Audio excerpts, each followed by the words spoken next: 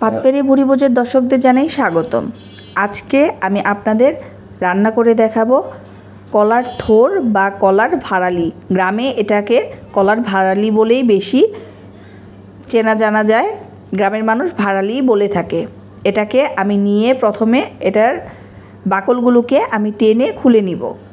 আমি মূল যে শ্বাসটা সেটাই নিয়ে রান্না করব।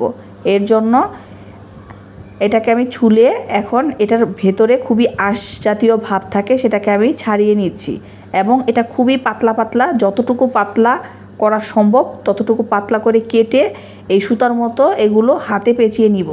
এইগুলো যদি আমার এটার সাথে থেকে যায় তাহলে রান্না করা বা খাওয়ার সময় খুবই বাজে লাগবে। আমি খুব পাতলা পাতলা করে কেটে নিচ্ছি এবং হাতের আঙুলের সাহায্যে এটাকে পেঁচিয়ে নিচ্ছি।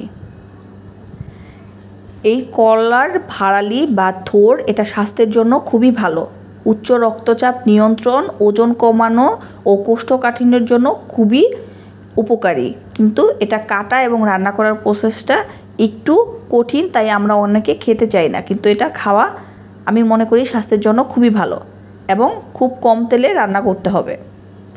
সবগুলো আমি কেটে কেটে এখানে একসাথে জড়ো করে নিয়েছি এবং খুব চিকন চিকন করে আমরা কুচি করে নেব, যেমন আমরা আলু ভাজিটা কাটি।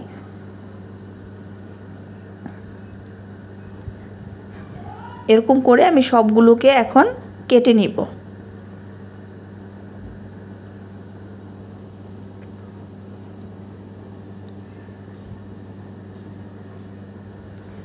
সবগুলো আমার কাটা হয়ে গেলে আমি এখন একটু বেশি পরিমাণে হলুদ গুঁড়ো এখানে দিয়ে দিব।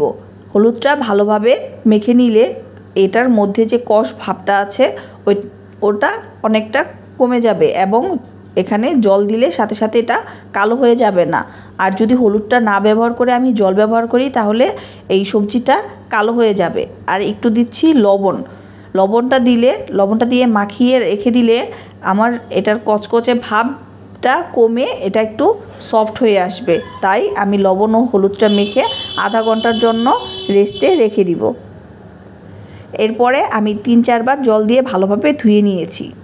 এরপরে নিয়েছি অল্প পরিমাণে পেঁয়াজ কুচি আর রসুনের কোয়া। রসুনটা আমি কুচি করে দিতে পারতাম, কিন্তু আমি এখানে থেতো করে দিব। এভাবে দিলে আমার মনে হয় স্বাদটা একটু বেশি হয়।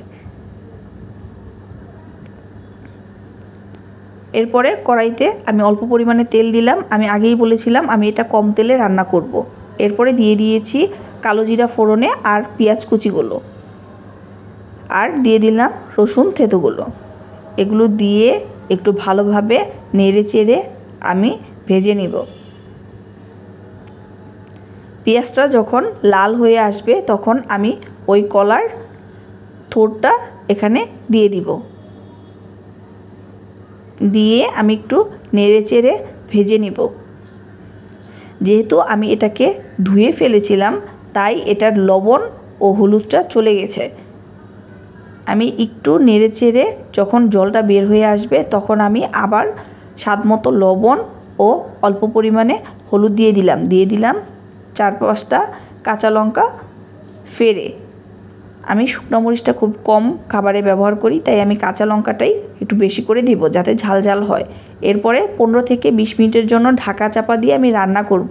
মাঝে মধ্যে আমি ঢাকা উঠিয়ে একটু নেড়ে চেড়ে দিয়েছিলাম। এখন এটা সিদ্ধ হওয়ার জন্য আমি অল্প করে এটাতে জল ব্যবহার করব।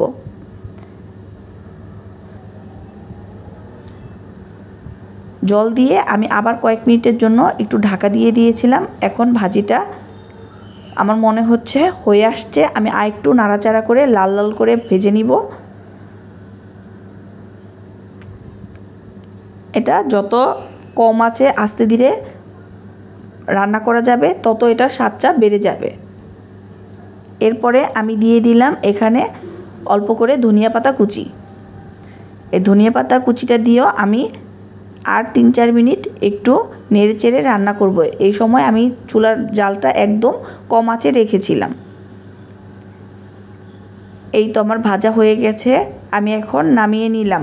আমার কলার মোচা রান্নাটা হয়ে গেছে। ধন্যবাদ সবাইকে ভিডিওটি দেখার জন্য।